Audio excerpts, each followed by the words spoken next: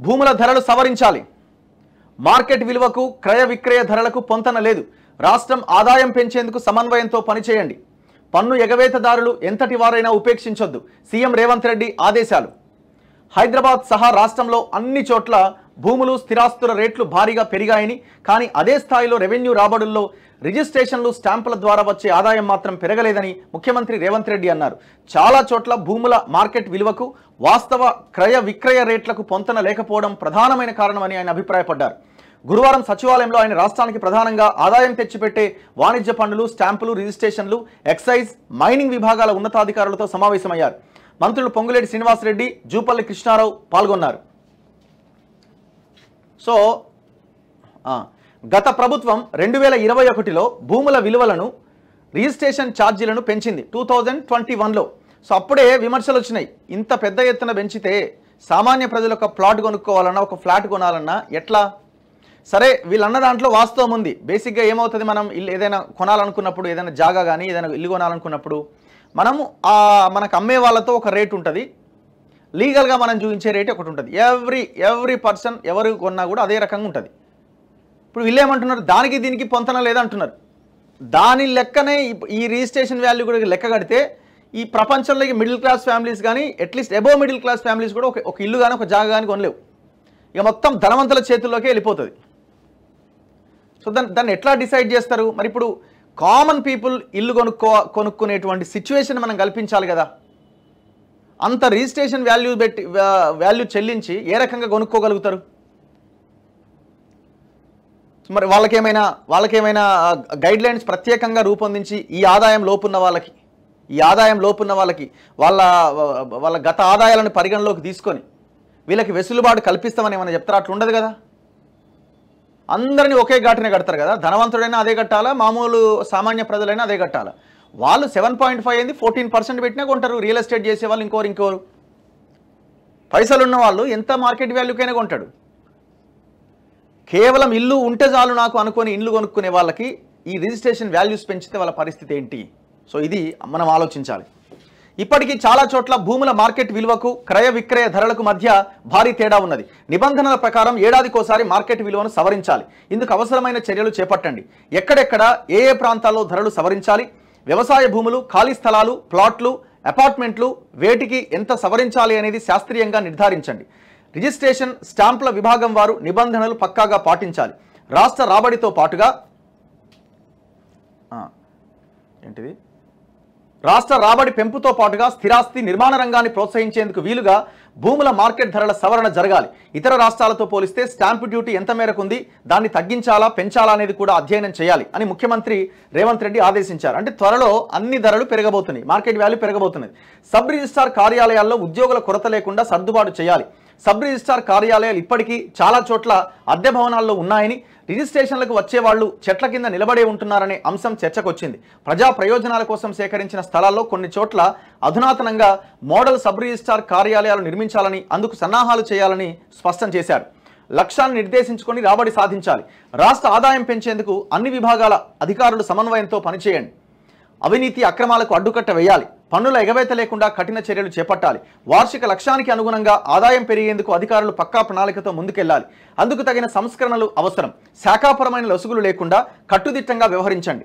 గత ఏడాది వచ్చిన ఆదాయం ఆశాజనకంగా లేదు. ఇకపై ప్రతి నెల ఆదాయ పెంపును సమీక్షించుకోవాలి.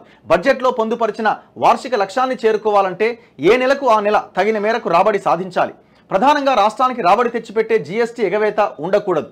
జీఎస్టీ ఆదాయం పెంచేందుకు పక్కాగా క్షేత్రస్థాయి తనిఖీలు, పరిశీలనలు చేయాలి. ఎగవేతదారులు ఎంతటి వారైనా ఉపేక్షించొద్దు. నిక్కచ్చిగా పన్ను వసూలు చేయాల్సిందే. వాణిజ్య శాఖలో ఇంతకాలం జరిగిన పొరపాట్లు పునరావృతం కావద్దు. జీఎస్టీ రిటర్న్ పేరిట వెలుగులోకి వస్తున్న అవినీతి అక్రమాలకు తావీయకండి అని సీఎం ఆదేశించారు. గత ఆర్థిక సంవత్సరంలో ఎన్నికల సీజన్లో మద్యం అమ్మకాలు, విక్రయాలు ఎక్కువగా జరిగినా లక్ష్యానికి అనుగుణంగా ఆదాయం పెరగకపోవడానికి కారణాలపైన ఆయన ఆరా తీశారు. అక్రమంగా మద్యం రవాణా, పన్ను ఎగవేత లేకుండా కట్టుదిట్టంగా చర్యలు చేపట్టాలని స్పష్టం చేశారు. సామాన్యులకు చిన్న నిర్మాణాలకు ఇసుక కొరత రాకుండా చూడాలని అధికారులను ఆదేశించారు. ఇసుక ద్వారా వచ్చే ఆదాయం పెరగాలంటే అక్రమ రవాణా, లీకేజీలను ఎక్కడికెక్కడ అరికట్టాలని సీఎం చెప్పారు. సో అల్టిమేట్గా ఏంటంటే ఖజానా ఖాళీ అయింది. ప్రభుత్వానికి ఇంకొక అవకాశం రావాలి అనంటే ఏం చేయాలా, అంటే ఆదాయం పెంచుకోవాలంటే ఏం చేయాలా, రేట్లు పెంచాలా. సో మనం ఏమంటున్నామంటే ఇప్పుడు ఇంత ఆలోచిస్తున్నారు కదా మీరు, దాదాపు ఒక 20-25 లక్షల ఎకరాలకు సంబంధించిన భూమి మనది కాకుండా పోయింది. ఈ జాతి సంపద కాకుండా ప్రైవేటు వ్యక్తుల చేతిలోకి, కేసీఆర్ మాఫియా చేతిలోకి వెళ్ళిపోయింది. ఆ దందా వాళ్ళ చేతిలోకి. అటవీ భూములు పోయినాయి 5-6 లక్షల ఎకరాలు. సో అప్పనంగా వాళ్ళు అనుకున్న మనుషులకి వాళ్ళకి కట్టబెట్టింది. ఎన్నో సెజులు ఇవాళ భూములు తీసుకొని దాంట్లో పని కూడా ప్రారంభించకుండా గాలికి వదిలేసినారు ఆ భూములని. ఆ భూములని ఇంకొక వాళ్ళు వేరే వాళ్ళు ఆక్రమించుకున్నారు. ఎన్ని వార్తలు వస్తున్నాయి మనకు ప్రతిరోజు. ఇట్లాంటి భూములన్నీ ఎక్కడెక్కడ ఉన్నాయో తెలుసుకొని ఆ భూములని వేలం వేస్తే ఒక 20% ఏ భూములు అయితే ఆక్రమణకు గురైనాయో ఆ భూములు ఒక 20% మీరు వేలం వేయగలిగిన ఈ రాష్ట్రాన్ని అద్భుతంగా ముందుకు తీసుకెళ్ళొచ్చు. సో ఆ దిశగా ఎందుకు ఆలోచించట్లేదు? ఒక్కసారి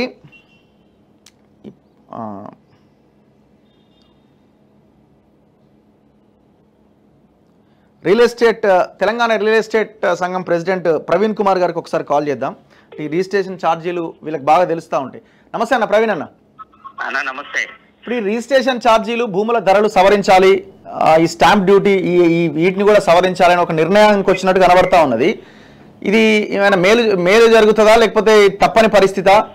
ఎట్లా చూస్తున్నారు మీలాంటి వాళ్ళు? వాస్తవంగా ఇప్పటికే కొనుగోలుదారుల మీద చాలా భారంగా ఉన్నది అది రిజిస్ట్రేషన్ ఛార్జెస్. మార్కెట్ విలువ పెంచాలి కానీ ఇప్పుడు 7.5 ఉన్నటువంటి ఏదైతే రిజిస్ట్రేషన్ ఛార్జ్ ఉందో దాన్ని 3% చేస్తే బాగుంటుంది అందరికి. ఓకే, 7.5 రిజిస్ట్రేషన్ వాల్యూ కదా? 7.5 ఛార్జెస్ చేస్తున్నారు. ఓకే, దాన్ని 3కి తగ్గిస్తే బాగుంటది. మార్కెట్ విలువ పెంచాలి. మార్కెట్ విలువ పెంచటం వల్ల ఈ యొక్క 7.5 ని 3కి తగ్గించకపోతే కొనుగోలుదారుల మీద భారం పడుతుంది, రిజిస్ట్రేషన్ ఛార్జెస్ పెరుగుతాయి. ఓకే, ఇప్పుడు మార్కెట్ వాల్యూ పెంచడం వల్ల ప్రజలకు ఏమైనా నష్టం ఉందా? అంటే వైట్ అమౌంట్ పెరుగుతుంది అన్నట్టు. వైట్ అమౌంట్, ఫర్ ఎగ్జాంపుల్ అక్కడ ఒక 30,000 గజం ఉంటే 10,000 రూపాయలే అక్కడ మార్కెట్ వాల్యూ ఉంటుంది. ఓకే, సో ఆ మార్కెట్ వాల్యూ ప్రకారం మనం రిజిస్ట్రేషన్ చేస్తాం. అవును, అంతే కదా. ఇప్పుడు 30,000 అయితే 30,000 ఇంటూ 7.5 వేయాల్సి వస్తుంది, దానికి 7.5 వేయాల్సి వస్తుంది. అవును.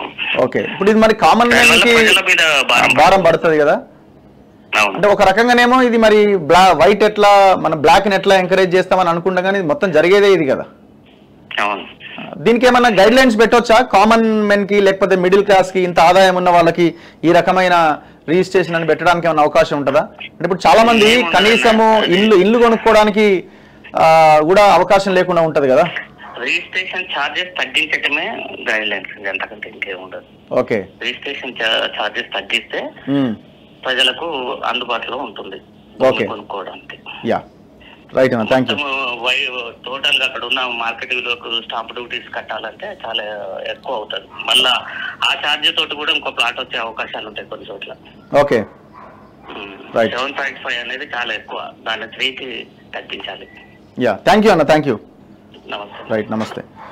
సో రిజిస్ట్రేషన్ వాల్యూని తగ్గించాలి అని అంటున్నారు. మార్కెట్ వాల్యూలో 7.5% అంటే మీరు ఎంతైతే అమౌంట్ పెట్టి కొంటారో సో అంత కాకుండా మనం అంత ఎప్పుడు కూడా ఉండదు. దానికి ఏదైతే మార్కెట్ వాల్యూ దానికి మాత్రమే మనం రిజిస్ట్రేషన్ చేస్తాం, మిగతాదంతా బ్లాక్ మనీ కింద వెళ్ళిపోతూ ఉంటుంది.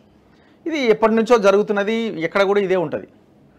సో ఈ వీళ్ళు ఏమంటున్నారంటే మార్కెట్ వాల్యూకి జరుగుతున్న దానికి సంబంధం లేకుండా ఉన్నది. అంటే ఇది ఇప్పుడు కొత్తగా వచ్చింది కాదు కదా. సో ఈ రిజిస్ట్రేషన్ వాల్యూస్ పెంచడం వల్ల 7.5 కేసీఆర్ పెంచినందుకే మొత్తుకున్నాం. మరి ఇప్పుడు ఇది ఇంకా పెరిగితే ఇక ఇల్లు కొనుక్కునే ఇప్పుడు హైదరాబాద్లో ఒక 500 స్క్వేర్ ఫీట్ ఒక చిన్న అపార్ట్మెంట్ ఫ్లాట్ కూడా కొనుక్కోవడానికి అవకాశం ఉందా ఎవరికైనా? ఛాన్సే లేదు.